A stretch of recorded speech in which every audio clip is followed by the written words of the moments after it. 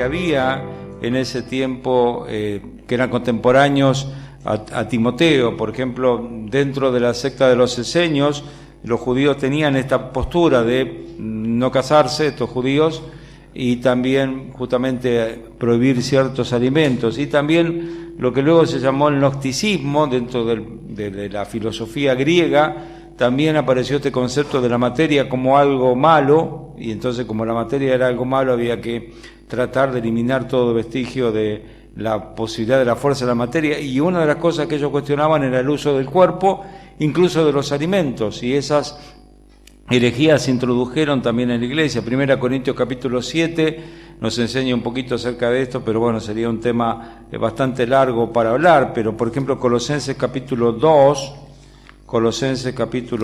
versículo 6 en adelante, dice así, Colosenses 2:16, dice: por tanto, nadie os juzgue en comida o en bebida en cuanto a días de fiesta, luna nueva o días de reposo, todo lo cual es sombra de lo que ha de venir, pero el cuerpo es de Cristo. Nadie os prive de vuestro premio, afectando humildad y culto a los ángeles, entremetiéndose en lo que no ha visto, vanamente hinchado por su propia mente carnal, no haciéndose la cabeza, en virtud de quien todo el cuerpo, nutriéndose y uniéndose por las coyunturas y ligamentos, crece con el conocimiento de Dios. Pues si habéis muerto con Cristo en cuanto a los rudimentos del mundo, ¿por qué como si vivieseis en el mundo os sometéis a preceptos tales como no manejes, ni gustes, ni aun toques, en conformidad de mandamientos y doctrinas de hombres, cosas que se destruyen con el uso?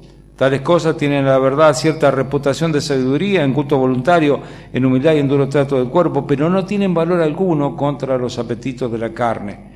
La gran verdad es que estas personas, como si fueran cultores de la ley, mezclaban estas doctrinas con la ley judía y llevaban a las personas a hacerles creer que si ellos no comían algunas cosas o se abstenían de otras cosas, entonces iban a poder alcanzar la salvación. Y esto es mentira, absolutamente mentira, porque la salvación es puramente por gracia. No tiene nada que ver con que nosotros hagamos o dejemos de hacer.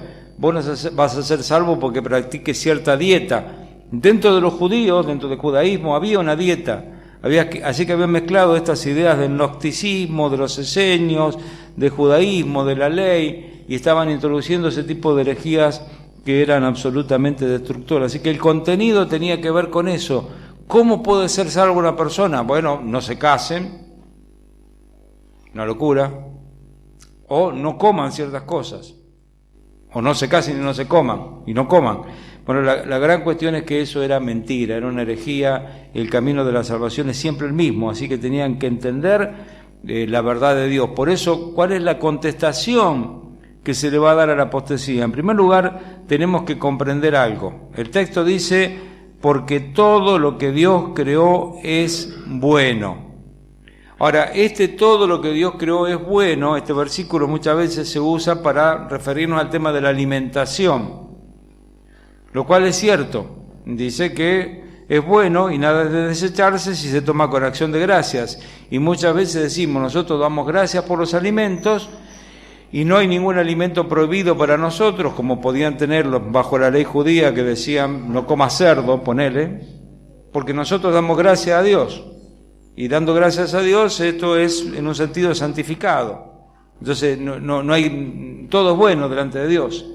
Pero es más profundo, porque el problema que estas personas estaban planteando no era solamente el tema de la comida. El tema de la comida ahora era un punto. El otro tema era lo que pasaba con el cuerpo, por eso decían que se abstuvieran de matrimonio. Bueno, la realidad es que todo es bueno. En la santidad del matrimonio es bueno, todo es bueno. Nosotros no tenemos para ser puros delante de Dios que agarrar y ir a meternos en un monasterio y mantenernos célibes como creen dentro del catolicismo, porque eso no hace a la persona santa, al contrario. La persona va a ser santa porque ha sido santificada por el Señor y porque vive en obediencia. Pero el matrimonio es bueno, cosa que lamentablemente aquellos que son cultores del catolicismo no lo han entendido, por eso hay tantos problemas dentro del catolicismo con temas de abusos, personas que ocupan cargos de supuestos pastores o sacerdotes Y estas personas, lamentablemente, después terminan haciendo montones de barbaridades. Sabemos los casos de pedofilia y montones de barbaridades que suceden. Justamente, mucho de eso se solucionaría si ellos no hubieran entendido lo que la Biblia dice en este pasaje, que es bueno, todo es bueno y nada de desecharse. Así que tenemos que comprender que todo lo que Dios creó es bueno, entre ellos el matrimonio, entre ellos cualquier alimento. Algunos alimentos que nosotros jamás nos gustaría comer, pero bueno, esto no significa que sea malo. Hay gente que come bichos en este mundo, cucarachas, y uno dice, wow, una cucaracha, un bicharraco ahí es un asco, ¿no? Hormigas, gusanos, de todo tipo y color. Me contaban unos hermanos de Ecuador que a ellos les gustaba comer esos gusanos gordos, porque dice que son como crocantes, ¿no? Y adentro tienen todo un asco. Ahora, nosotros decimos, ¡guau! Me da asco comer esa cosa, pero para estos hermanos no les parece mal, les gusta comerlo, al contrario, pero la Biblia dice que todo es bueno. Así que si dentro de tu cultura vos te gusta comer hormigas, araña, cucaracha, gusano, está bien. De repente dentro de la cultura de otro les gusta comer pollo, cerdo, vaca, cada uno es libre, porque todo lo que Dios creó es bueno. ¿Por qué? Porque nosotros tenemos que confiar que por la palabra de Dios y por la oración es santificado. Y en este texto la palabra de Dios y la oración se refiere al Evangelio que nos introduce a la gracia y nos libra de las demandas de la ley. O sea, nosotros por la palabra de Dios hemos creído, y porque hemos creído estamos dentro de la gracia de Dios y todo es bueno, y ya no estamos más atados a los reclamos de la ley que tenían los judíos. Estamos en una nueva etapa. Romanos 11:36 dice, porque de Él y por Él y para Él son todas las cosas. Y eso incluye la comida o incluye las relaciones matrimoniales, todas las cosas. A Él sea la gloria por los siglos. Amén. Por eso decía en Hebreos capítulo 13, versículo 9, no os dejéis llevar de doctrinas diversas y extrañas, porque buena cosa es afirmar el corazón con la gracia. La gracia es fundamental para la vida, no con viandas, o sea, no con cierta alimentación, que nunca aprovecharon a los que se han ocupado de ellas. Así que básicamente tenemos que entender ese tema que es fundamental, es importante, se refiere a esto, y esta es la contestación que se le da a la apostasía. Siempre que confrontamos a las falsas doctrinas, a los falsos maestros, con la gracia de Dios, con la palabra de Dios, con la oración, se rompen un montón de argumentos. O sea, viene un testigo de Jehová, golpea tu puerta y te va a enseñar una salvación por obras. No te está hablando por ahí de alimentación, ni te está hablando de matrimonio, te enseña salvación por obras. Básicamente lo mismo. Cuando vos le respondés con la gracia de Dios, lo dejás sin argumentos. La gracia de Dios es suficiente. Que no me reclama a mí andar golpeando puerta por puerta, vendiendo la atalaya para ser uno de los 144.000. Esa gracia de Dios que me han rescatado de donde me rescató es suficiente. Así que por la palabra de Dios y por la oración todo es santificado. Ahora ahí hay una sección en su apunte que se llama Descripción de los falsos maestros, que no vamos a hablarlo ahora. Esto para que ustedes lo lean, investiguen. Hay un montón de textos sobre falsos maestros y características de los falsos maestros. Simplemente las voy a mencionar. Estas características de los falsos maestros tienen apariencia de espiritualidad y sabiduría, tienen falta de temor y sumisión a la palabra, tienen falta de temor a Dios y a las potestades superiores, y tienen uso de palabrerías impresionantes. Los falsos maestros son fantásticos para eso. Tienen falta de respeto al Evangelio, porque venden el Evangelio, hacen comercio con el Evangelio y también cambian el Evangelio. Tienen egolatría, control, intimidación. Estas personas que son falsos maestros normalmente están tratando de manipular a las personas y tener a estas personas controladas, así que eso es una característica. Y tienen experiencias vacías, porque el mismo Señor dijo, en un momento van a aparecer aquellos que digan, Señor, Señor, no profetizamos en tu nombre, hicimos muchos milagros, y el Señor le va a decir, nunca los conocí, apartados de mí, hacedores de maldad. Esas personas se van a llevar una gran sorpresa algún día, porque justamente lo que no tienen es al Señor. Así que tienen un montón de cosas, pero no tienen al Señor. Ese tema es bastante amplio. Yo lo quería colocar ahí como un apéndice, por así decir, para que ustedes puedan investigarlo después, porque tiene que ver con este tema de la apostasía. Algunos que no eran de nosotros, por eso salieron de nosotros, hoy en día están tratando de influenciar a otros con sus falsas doctrinas, y ahí tienen algunas características y son fáciles de reconocer por esas cosas. Ahora, vamos al segundo punto, ya en la página siguiente, que es alentando tu compromiso. Ahí Pablo no solamente estaba apelando de tratar de asegurar la comprensión acerca de la apostasía de Timoteo, sino quería alentarlo al compromiso que él debía tener en consecuencia. Versículos 6 al 11 dice así, 1 Timoteo 4, 6 al 11, si esto enseñas a los hermanos, serás buen ministro de Jesucristo, nutrido con las palabras de la fe y de la buena doctrina que has seguido. Desecha las fábulas profanas y de viejas. Ejercítate para la piedad, porque el ejercicio corporal para poco es provechoso, pero la piedad para todo aprovecha, pues tiene promesa de esta vida presente y de la venidera. Palabra fiel es esta y digna de ser recibida por todos, que por esto mismo trabajamos y sufrimos oprobios, porque esperamos en el Dios viviente. Esto manda y enseña. Esto manda y enseña. Así que la alienta a un compromiso que era la secuela, la consecuencia del hecho de que verdaderamente hay apóstatas, hay falsos maestros. Entonces, como vivimos en un mundo que está lleno de apostasía, los fieles hijos de Dios tenemos que poner más esfuerzo. Así que él le va a alentar a que se comprometa y que haga lo que tiene que hacer. John Owen decía lo siguiente: un ministro pudiera llenar los bancos de su iglesia, la boca del público, pero lo que ese ministro es de rodillas en secreto ante el Dios Todopoderoso, esto es lo que es y nada más. Así que la gran clave es esta. Esto lo decía un puritano, estamos hablando de muchísimos años atrás, y John Owen decía esto: una persona puede agarrar, tener mucha labia, mucho bla bla, ser muy atractivo y llenar a la gente de la iglesia, que venga mucha gente a escucharlo, con lo que él dice muchos quedar, wow, qué impresionante, pero dice lo que esa persona es de rodillas es lo que es. Así que tenemos que tratar de entender qué tipo de personas queremos ser delante de Dios. En primer lugar, Pablo le va a hablar a Timoteo acerca del compromiso de un siervo. ¿Cuál es el compromiso de un siervo? Bueno, compartir de Dios. Obviamente vos no podés compartir de Dios o enseñar acerca de Dios si no tenés un conocimiento profundo de Dios y si no edificás tu ministerio desde el secreto, desde donde nadie te ve. Pablo le decía a Timoteo: si esto enseñas a los hermanos, serás un buen ministro de Jesucristo. Si esto enseñas. La palabra enseñar es un texto que significa, un verbo que significa recordar o sugerir. Se puede traducir literalmente colocar delante de alguien.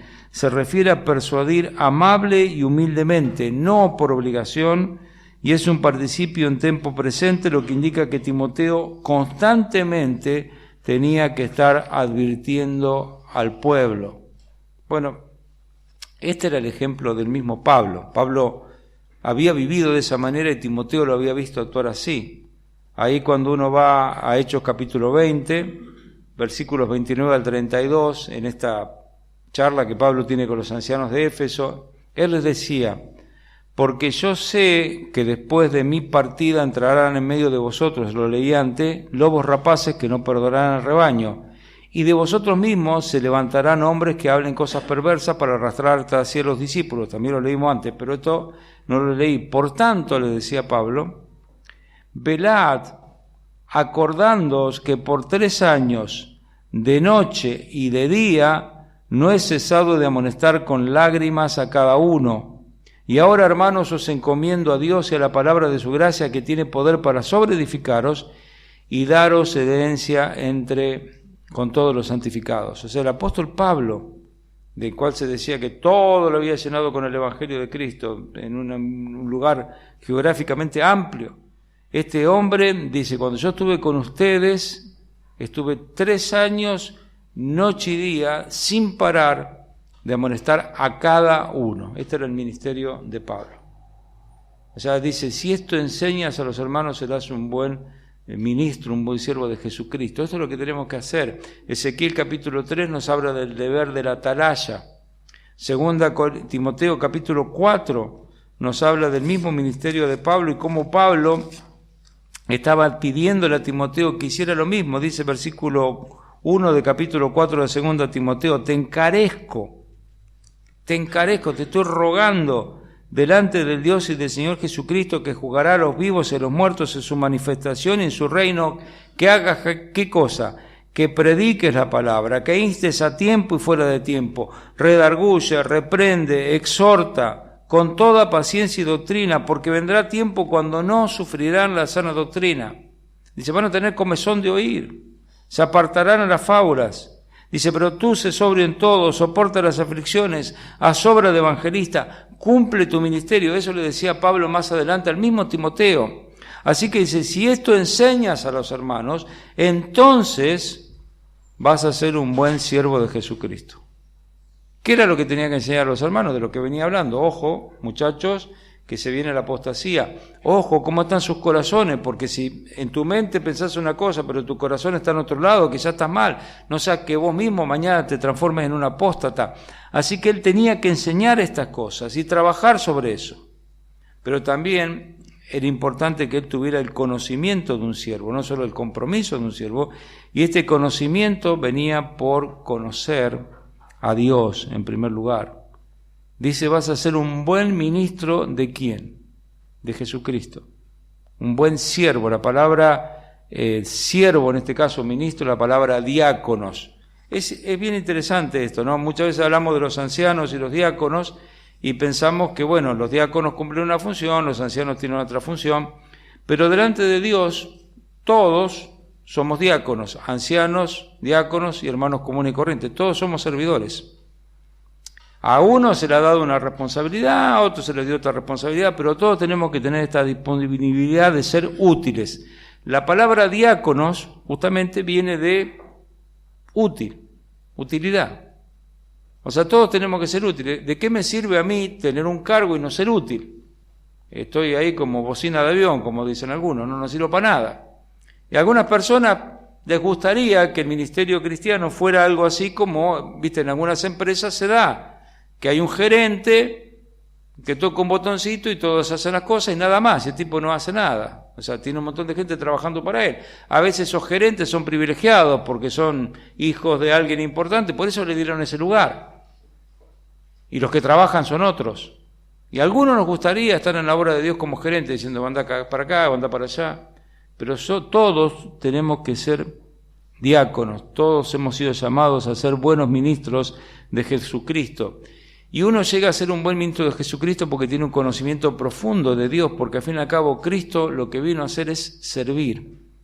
Yo he venido para servir y para dar mi vida en rescate por muchos. Esto es muy interesante, ¿no?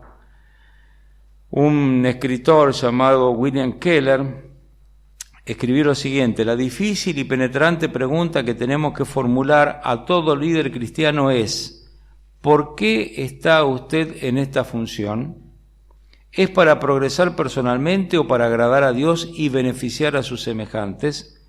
Se necesita mucha integridad para responder esta pregunta con honestidad. ¿Por qué estamos haciendo lo que hacemos? Bueno, cuando uno conoce a Dios, sabe por qué lo está haciendo. Porque todos aquellos que conocieron a Dios y conocían profundamente el carácter de Jesucristo y el sentido de la obra de Dios, saben por qué lo hacía. Así que necesitamos conocer a Dios. El siervo debe tener un conocimiento profundo de quién es Dios y cuál es su obra. 2 Corintios 4:5 dice, y tal confianza tenemos mediante Cristo para con Dios, no que seamos competentes por nosotros mismos, sino que nuestra competencia proviene de Dios. Y 1 Corintios 15:10 dice, pero por la gracia de Dios soy lo que soy, y su gracia no ha sido en vano para conmigo. Antes he trabajado más que todos ellos, pero no yo, sino la gracia de Dios conmigo. Así que yo entiendo que mi competencia, mi capacidad viene de Dios, y que si yo hago algo, al fin y al cabo, es la gracia de Dios, nada más. Y uno puede pensar en cualquier persona que haya hecho un gran ministerio para el Señor. O sea, realmente, algunas personas hicieron grandes ministerios para el Señor, pero también podrían haber sido delincuentes, en vez de haber sido siervos de Dios. ¿Cuál fue la razón por qué esta persona fue un siervo de Dios y no un delincuente? Cualquier nombre, pongan el nombre que quieran. Spurgeon, por decir un nombre de la historia. ¿Cómo Spurgeon llegó a ser un pastor en vez de ser un delincuente? Hay una sola palabra, una sola explicación: gracia de Dios. La gracia de Dios rescató a un joven Spurgeon, lo transformó y llegó a ser un gran siervo de Dios. Y ese es el tema con todos nosotros.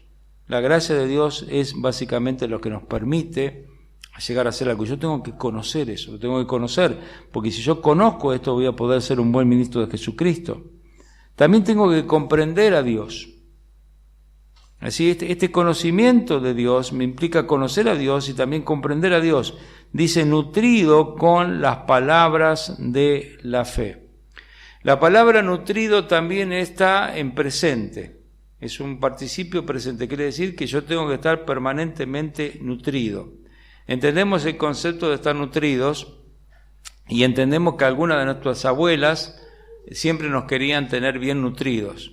¿Vieron? La abuela decía, nene, ¿por qué no comes algo? Nene o nena, estás flaca, ¿por qué no te comes un...? Pero no, se te ve, está medio ojeroso, ¿por qué no te comes algo, nene, nena? ¿Viste? Y mi abuela era así. Nene, ¿querés comer algo?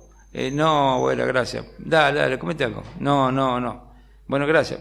Sí, que no, que sí, que no. Y cuando te iba hablando, te iba charlando, te ponía algo para comer delante. ¿Viste cómo eran las abuelas? Bueno, entendemos el concepto de estar nutrido. Nos preocupa que nuestros seres queridos estén bien nutridos porque una buena nutrición le da fortaleza. Bueno, nosotros tenemos que estar continuamente nutridos con las palabras de la fe, con las verdades de Dios. Tenemos que conocer la palabra, tenemos que leer la palabra, tenemos que estudiar la palabra, tenemos que meditar en la palabra para poder comprender a Dios. Solo entonces vamos a ser delante de Dios un obrero aprobado que no tiene de qué avergonzarse, que usa bien la palabra de verdad. Un obrero aprobado que conoce la palabra y de esa manera, conociendo la palabra, entiende, comprende todo lo que tiene que ver con Dios, que Dios nos haya revelado, por supuesto, hay cosas que no vamos a entender nunca. Pero lo básico yo lo tengo que comprender, siendo nutrido. Yo no lo voy a comprender porque escucha una vez por semana un mensaje.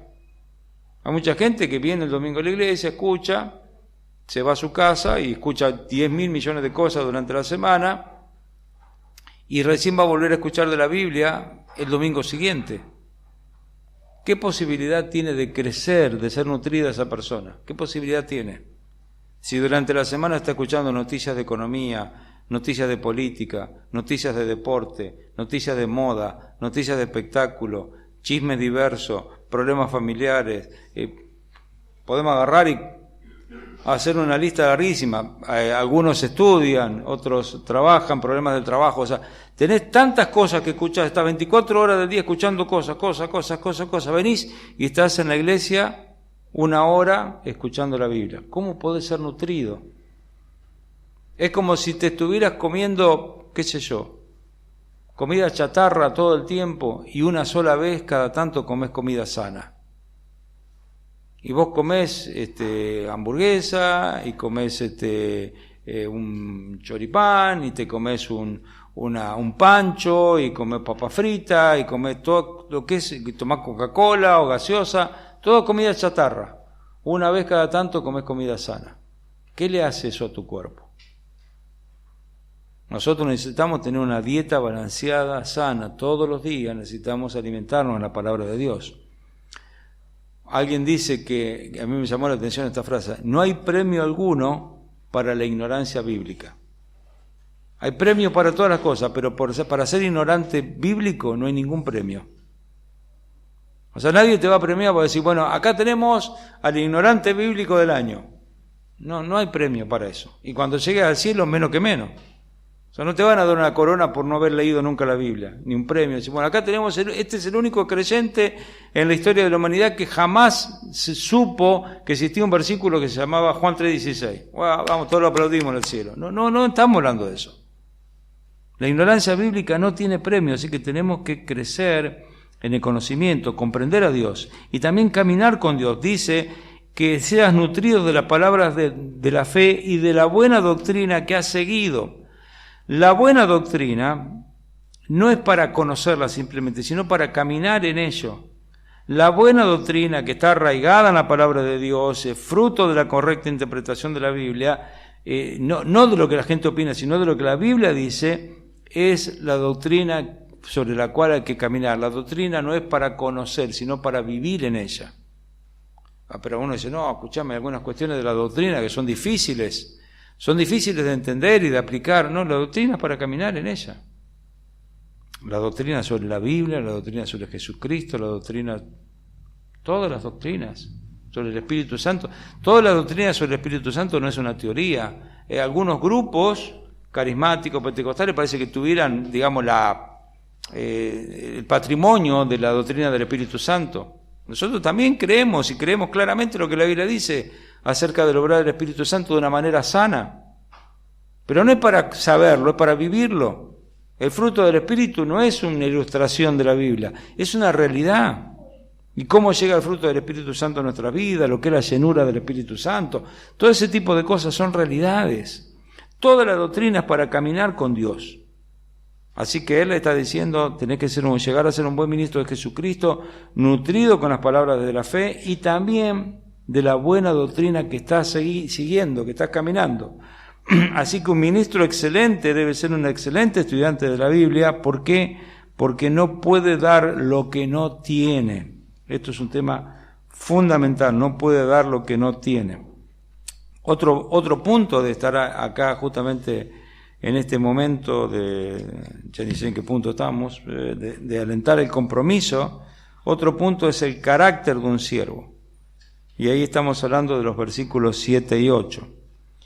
¿Cuál es el carácter de un siervo? Versículos 7 y 8 dice, desecha las fábulas profanas y de viejas, ejercítate para la piedad, porque el ejercicio corporal para poco es provechoso, pero la piedad para todo aprovecha, pues tiene promesa de esta vida presente y de la venidera. ¿Cuál es el carácter de un siervo? El siervo sabe conducirse ante Dios y aprende a desechar. ¿Desechar qué cosa? Las fábulas, los mitos. Estas fábulas que son profanas, estos mitos profanos que son pecaminosos.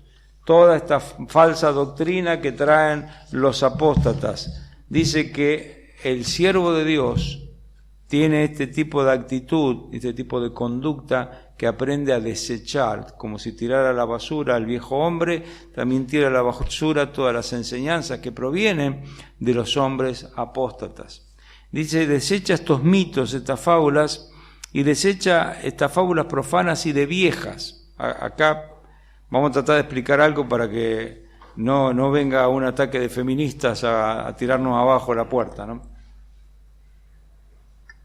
Si algunas personas incrédulas leen esto, van a decir, está haciendo discriminación hacia las mujeres mayores. Vamos a tratar de explicar el concepto por qué Pablo usa esta ironía, lo explico rapidito. En aquel tiempo, en esa sociedad, en la sociedad romana, las mujeres ocupaban un lugar muy menospreciado dentro de la sociedad. Dentro del mundo judaico eran consideradas una cosa. Eran propiedad siempre de sus maridos o de sus padres, y era lo mismo una mujer que una oveja, que una vaca, que una herramienta. Así que la podían matar, la podían sacársela de encima. Era toda una historia el desprecio que tenían hacia la mujer dentro del contexto judaico. En el contexto romano era muy similar. El hombre podía matar a la mujer cuando quisiera, y la mujer, en el contexto romano, era siempre considerada una menor de edad. Estaba siempre bajo la patria potestad de algún hombre. Siempre pertenecía a algún hombre que era como si fuera su padre, que tenía derecho hasta de vida o muerte sobre ella. Así que las mujeres hacían lo que los hombres le permitían hacer y nada más. Y una de las cosas que las mujeres no hacían en ese contexto greco-romano era estudiar. Las mujeres no estudiaban. La filosofía, el pensamiento, digamos, todo lo que fuera estudio, era solo para los hombres. Las mujeres estaban ahí, bueno, tenían hijos y no mucho más. Así que ellas estaban puestas a un costado. Ahora, vos imaginate una mujer que lamentablemente era criada en ignorancia, si llegaba a un estado de viejita, senil, y ya hablaba incoherencias. Entonces, entre los filósofos usaba este ejemplo. Cuando alguien decía algo que les parecía que era incoherente, ellos decían, esto es una fábula de vieja. Porque se referían a una persona ignorante y encima delirante. Era obviamente despreciativo hacia las mujeres, ¿entienden? Y Pablo usó una frase que era común entre los filósofos griegos para aplicarle esto a Timoteo. Dice, estos son fábulas que hay que desecharse. Básicamente está diciendo, no hay lugar para este tipo de necedades. Claro, para algunas personas les puede parecer duro, pero era la manera que hablaban en aquel tiempo, ¿entienden? Nosotros de ninguna manera menospreciamos a nuestras hermanas, y mucho menos una hermana que pudiera estar enferma, pero esa era la forma coloquial que ellos tenían para decir las cosas, y nosotros tenemos que estudiarla para saber de dónde salen algunos temas, ¿no? Y nos damos cuenta que el sentido era algo que no, estas malas doctrinas era algo que no tenía ningún tipo de sentido, que venían de una ignorancia absoluta y total. Así que bueno, ellos tenían que conocer eso, pero también debía no solamente conocer esto, sino también comprometerse con Dios, y comprometerse de una manera bien interesante. Ahí dice, ejercítate para la piedad. Desechamos aquello que es falsa doctrina, y ahora yo empiezo a ejercitarme para la piedad. Spurgeon escribió algo bien interesante sobre los pastores. Dice, un pastor sin gracia es un hombre ciego elegido para un profesorado de óptica, filosofando sobre la luz y la visión, disertando sobre los lindos matices y las delicadas mezclas de los colores prismáticos y distinguiéndolos ante otros, a pesar de que él mismo está absolutamente en tinieblas. Es un mudo a quien puesto en una cátedra de música, un sordo que diserta sobre sinfonías y armonías, es un topo tratando de educar a las águilas, un molusco elegido para presidir sobre ángeles. Ahora, ¿tratan de entender lo que dice esto? Algunas personas que están viviendo una vida sin la vida espiritual, aunque sean siervos de Dios, es como un ciego dando clases de óptica. Es como un ciego dando clases de colores, no tiene sentido, como un sordo hablando de música, no tiene sentido. Solamente cuando podemos andar en la profundidad de nuestra vida con Dios, entonces podemos realmente marcar la diferencia. Así que ahí viene la palabra ejercítate, porque tiene que ver con este compromiso genuino con Dios, para no ser alguien que simplemente habla de lo que no conoce. Y dice ejercítate, lo cual significa entrenar, porque viene de la palabra gimnasio, practicar. Tiene que ver con el esfuerzo que hace un deportista para dedicarse con gran dedicación a hacer su tarea, y dice ejercítate para la piedad, lo que expresa la idea de reverencia, piedad, genuina virtud espiritual. O sea, Platón, de vuelta a Platón, definiendo la palabra piedad, decía que era la conducta correcta con relación a los dioses, y los estoicos la definían como conocimiento de cómo debe adorarse a Dios, aunque ellos en su vez eran incrédulos, pero ellos tenían en claro que esta era la manera en que debían conducirse ante sus dioses, con piedad. Fíjense 1 Corintios capítulo 9. 1 Corintios capítulo 9. Tuve la intención de darles, después se los voy a mandar, un material que se llama La disposición de un siervo, que es un estudio sobre estos versículos, y tuve la intención de imprimirlo. La realidad es que me enloquecí ayer tratando de hacer un trabajito con Word para que quedara bien, porque Word me metía una hoja que no debía en el medio, entonces yo no podía hacerle impresiones tipo cuadernillo como las que les di. Así que después de luchar una hora con eso, dije, bueno, hagamos las impresiones y se acabó, y se las mandaré, las de 1 Corintios 9, después por escrito o por archivo, para que lo puedan leer. 1 Corintios 9, 24, Pablo decía, ¿no sabéis que los que corren en el estadio todos a la verdad corren, pero uno solo se lleva el premio? Corred de tal manera que lo obtengáis. Todo aquel que lucha, de todo se abstiene. Ellos a la verdad para recibir una corona corruptible, pero nosotros una incorruptible. Así que yo de esta manera corro, no como a la aventura, de esta manera peleo, no como quien golpea el aire, sino que golpeo mi cuerpo y lo pongo en servidumbre, no sea que habiendo sido heraldo para otro, yo mismo venga a ser eliminado. O sea, los verdaderos atletas se esfuerzan hasta donde sea para tratar de tener un logro, para poder sobresalir y llegar a algún lugar. Ustedes vieron que ahora Boca tiene un jugador que se llama McAllister, y dos McAllister, son 3 hermanos y otro está en Argentinos Juniors. Conocí hace muchos años a Carlos McAllister cuando solo tenía 20 y pico de años y estaba empezando en Argentinos Juniors y tuvimos varias charlas, le invitamos a nuestra iglesia.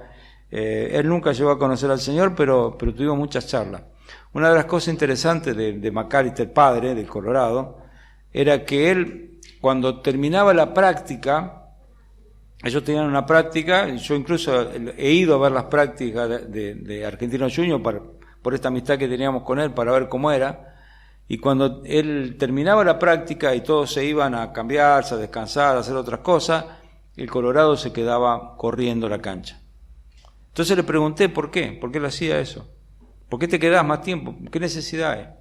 Dice, mira, la única manera que yo tengo para sobresalir en este deporte es dando un poquito más que el resto. Tratando de un poquito más. Si yo no me esfuerzo un poco más, hay un montón de otros que son mejores que yo. Así que tenía que correr un poco más, esforzarse un poquito más y llegar un poquito más lejos. Bueno, Pablo decía, golpeo mi cuerpo y lo pongo en servidumbre. Si nosotros no entendemos este concepto de este compromiso con Dios, de ejercitarnos para la piedad, va a ser bastante difícil. Yo tengo acá todo el apunte bastante de esto, pero no lo voy a tocar ahora porque sería largo, pero bueno, lo veremos en otro momento. Así que tenemos que llegar a este punto de entenderlo. Versículos 9 al 11, estoy medio perdido donde ando acá, mi apunte, versículos 9 al 11, nos encontramos con cuál debe ser la comprensión de un siervo. Versículo 9 dice, palabra fiel es esta y digna de ser recibida por todos, que por esto mismo trabajamos y sufrimos oprobio, porque esperamos en el Dios viviente, que es el Salvador de todos los hombres, mayormente de los que creen. Esto manda y enseña. La comprensión de un siervo, en todo este contexto donde nosotros descubrimos que hay malas doctrinas, hay personas con malas intenciones, y a su vez nosotros hemos sido llamados para poder servir al Señor en este contexto, y tenemos la obligación de enseñar. ¿Cuál es la comprensión que debe tener un siervo? De que la palabra fiel es esta y digna de ser recibida por todos. Tenemos que tener compasión de Dios. Esa compasión de entender que esto que nosotros tenemos, la gracia de Dios, es digna de ser recibida por todos. Ellos tienen que saber que la piedad para todo aprovecha, que la piedad, que la vida espiritual tiene promesa para esta vida presente y para la vida venidera, lo que dice el versículo 8. Por lo tanto, nosotros tenemos que recordar que esta palabra fiel es digna de ser recibida por todos y tenemos que tener básicamente compasión. Nosotros tenemos que compartirle al mundo que Jesucristo vino para que tengamos vida y para que la tengamos en abundancia. Pero también dice ahí cuál debe ser la convicción de Dios que tenemos que tener. Por esto mismo trabajamos y sufrimos oprobio. Esta debe ser nuestra convicción. Que la razón por la cual nosotros trabajamos y nos ejercitamos y golpeamos nuestro cuerpo y lo ponemos en servidumbre es porque justamente hay un mundo que está siendo afectado o influenciado por las mentiras y nosotros estamos acá para enseñar la verdad. El misionero Henry Martin dijo en su momento, ahora permítanme consumirme para Dios. El pastor John MacArthur dice, el ministerio de excelencia no es solamente una búsqueda celestial para hacer poder divino, sino también una tarea terrenal que exige trabajo arduo. Oswald Sanders escribió, si no está dispuesto a pagar el precio de la fatiga por su liderazgo, siempre será un mediocre. El verdadero liderazgo siempre exige una carga pesada sobre todo hombre, y cuanto más eficiente es el liderazgo, más alto es el precio a pagar. Pablo dijo, el mundo me ha crucificado a mí y yo al mundo, Gálatas 6:14. David Livingstone decía, por mi parte nunca dejo de regocijarme porque Dios me haya designado para tal oficio. El pueblo habla del sacrificio que yo he hecho al pasarme tan gran parte de mi vida en África. ¿Es sacrificio pagar una pequeña parte de la deuda que nunca podemos liquidar y que debemos a nuestro Dios? ¿Es sacrificio aquello que trae la bendita recompensa de la salud, el conocimiento de practicar el bien y la paz del espíritu y la viva esperanza de un glorioso destino? No hay tal cosa, lo digo con énfasis, no es sacrificio. Eso lo decía David Livingstone. Sinelio dijo, no es un tonto el que da lo que no puede retener para ganar lo que no puede perder. Así que esta debe ser la convicción, que trabajamos y sufrimos oprobio por esta razón, para poder llevar el Evangelio, para poder dar esperanza, para poder advertir sobre el error, para poder enseñar. Esto manda y enseña. Nos manda y nos pide que enseñemos, pero va a implicar en muchas ocasiones sacrificio. Dice también, ¿cuál es la comisión? Esto manda y enseña. La predicación en nuestro tiempo muchas veces es intrigante, pero rara vez es imperativa. Muchas veces es entretenida, pero rara vez apela a las convicciones. Muchas veces es popular, pero rara vez poderosa. Muchas veces interesante, pero no tantas veces transformadora. Así que Pablo le dice a Timoteo, manda y enseña. Enseñar implica hacerlo con autoridad. Y la autoridad espiritual de un siervo de Dios nace de un fuerte compromiso con la autoridad de la palabra de Dios, con una adecuada interpretación de la Biblia, con un interés genuino para que se respalde y se ponga en práctica la verdad, y para una convicción de que no necesita decirle a los hombres lo que les agrada, sino la verdad. Pablo decía, ¿qué? ¿Busco ahora el favor de los hombres o el de Dios? ¿O trato de agradar a los hombres? Si todavía agradar a los hombres, entonces no sería siervo de Cristo. Eso lo decía Pablo en Gálatas 1:10.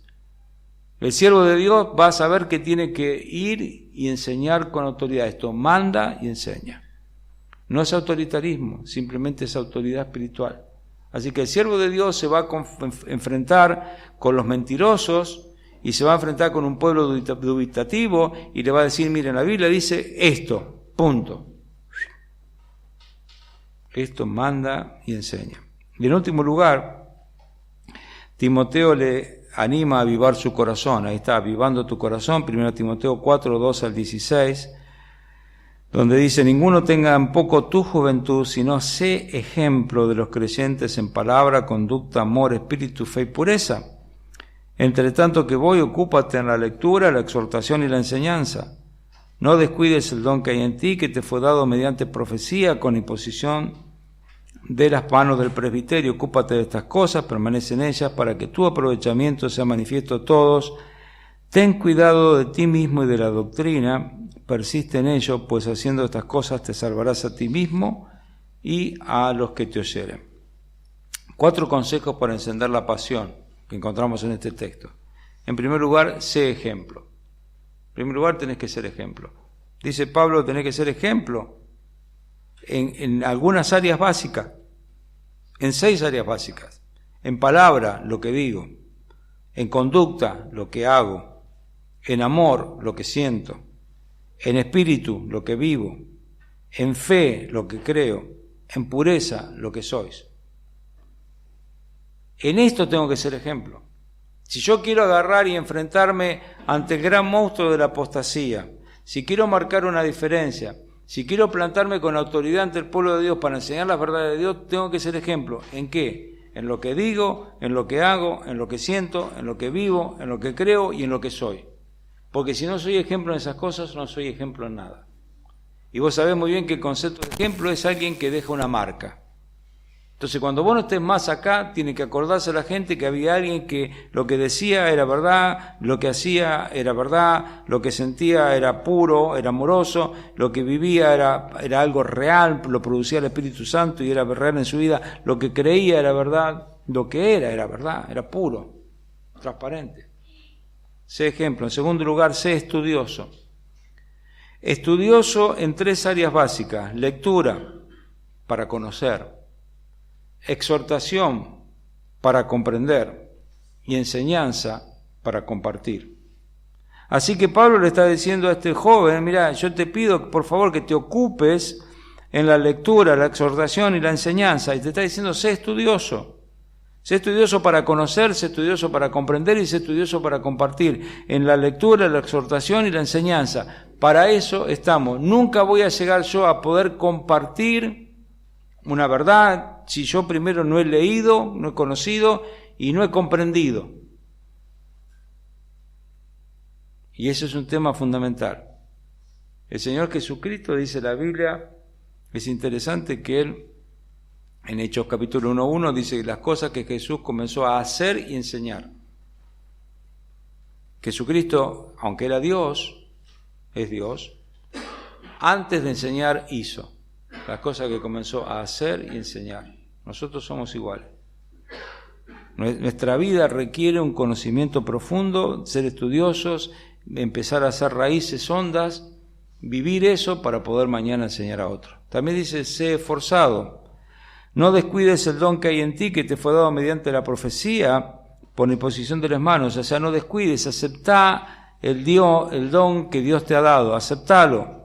En segundo lugar, versículo 15, ocúpate en estas cosas, permanece en ellas, para que tu aprovechamiento sea manifiesto en todo. Sé esforzado en no descuidar, aceptar, en ocuparse, aplicar y en permanecer, aprovechar. Dice, ocúpate en estas cosas. ¿Qué cosas? Todo lo que viene hablando. Permanece en ella. ¿En qué cosas? En todo lo que viene hablando. Para que tu aprovechamiento sea manifiesto a todo. Al fin y al cabo, si vos lo haces, todos van a ser bendecidos. Y en cuarto lugar, sé eficaz. Dice ahí, ten cuidado de quién, de ti mismo y de la doctrina. De ti mismo es lo que vos sos. La doctrina es lo que vos hacés, porque ya hablamos antes que la doctrina Timoteo la había seguido. O sea, la doctrina para Timoteo no era algo que estaba acá, no era un teólogo llena la cabeza de inflamada de un montón de pensamientos, sino un teólogo de vida práctica. Porque la teología, todo el conocimiento profundo que tenía, era una realidad en su vida cotidiana. ¿De qué me sirve a mí conocer las cosas más profundas sobre la angelología, sobre la escatología, sobre lo que se te ocurra, y no tener amor? No sirve de nada. ¿De qué me sirve a mí conocer exactamente cómo se pronuncia cada palabra del Evangelio y nunca en mi vida haber compartido una palabra del Evangelio a nadie? O sea, no sirve de nada. La teología se vive o no se vive. Así que nosotros tenemos que ser ejemplos, ser estudiosos, ser esforzados, ser eficaz. Por último, ¿por qué era especial Timoteo? ¿Por qué era especial? 4 lecciones esenciales acerca de lo que Dios espera de nosotros. Este joven Timoteo.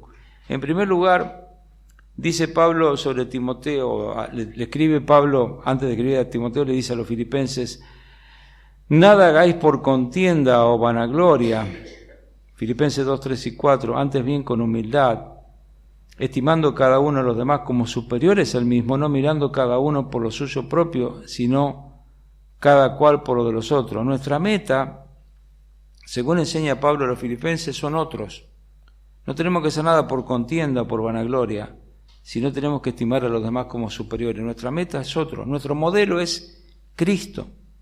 Haya pues en vosotros este sentir que hubo Cristo Jesús, Filipenses 2:5. Pero acá entra Timoteo. ¿Cuál es nuestra motivación? Servir a otros. Y Timoteo, Pablo decía acerca de él, pues a ninguno tengo del mismo ánimo que tan sinceramente se interese por vosotros. Filipenses 2:20. Si la meta del creyente son otros, y si nuestro ejemplo es Cristo, nuestro modelo es Cristo, Timoteo es uno que es importante porque él vivió a la altura de esa demanda.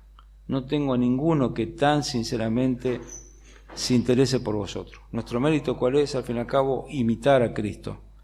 Pablo decía también respecto a los filipenses, respecto a Timoteo, versículo 2:21, porque todos buscan lo suyo propio, no lo que es de Cristo Jesús, pero Timoteo sí lo hacía. Cristo, nuestra meta es Cristo y nuestra meta son los demás como Cristo nos enseñó. De esa forma podemos vivir, por eso era tan importante Timoteo como siervo de Dios. Ahora, lo que vimos son algunos consejos. Te digo, un capítulo encierra montones de palabras, montones de conceptos, montones de estructuras Da para hablar muchísimo, quizás los enloquecí con un montón de cosas. Bueno, después les puedo mandar el apunte para que lo tengan si se perdieron algo. Pero básicamente tienen que entender esto. Hay un peligro, hay un problema, la apostasía. Tenemos que entenderlo. Pero hay un gran llamado para nosotros, de vivir a la altura de esta demanda que es la apostasía, viviendo nosotros como hijos de Dios, haciendo lo que tenemos que hacer, estando dispuestos a sufrir oprobio, ejercitarnos, para poder cumplir la tarea de enfrentar todo este mal que se ve en el mundo. Vemos maldad, apostasía dentro de la iglesia y ni hablar afuera de la iglesia. Ideologías de todo tipo y color, la ideología de género está destruyendo todo lo que puede y viene cada vez peor. Temas que nos superan, no los podemos llegar a comprender. Estamos en un mundo muy peligroso, pero para eso se necesitan algún tipo de personas que tengan corazones vivos, que entiendan por qué Dios nos puso acá y cómo lo podemos hacer. Así que ninguno tenga un poco tu juventud espiritual o tu juventud física, pero ninguno tenga un poco tu juventud, sino que tener la oportunidad de ser un ejemplo y transformarte en ese modelo que Dios quiere usar.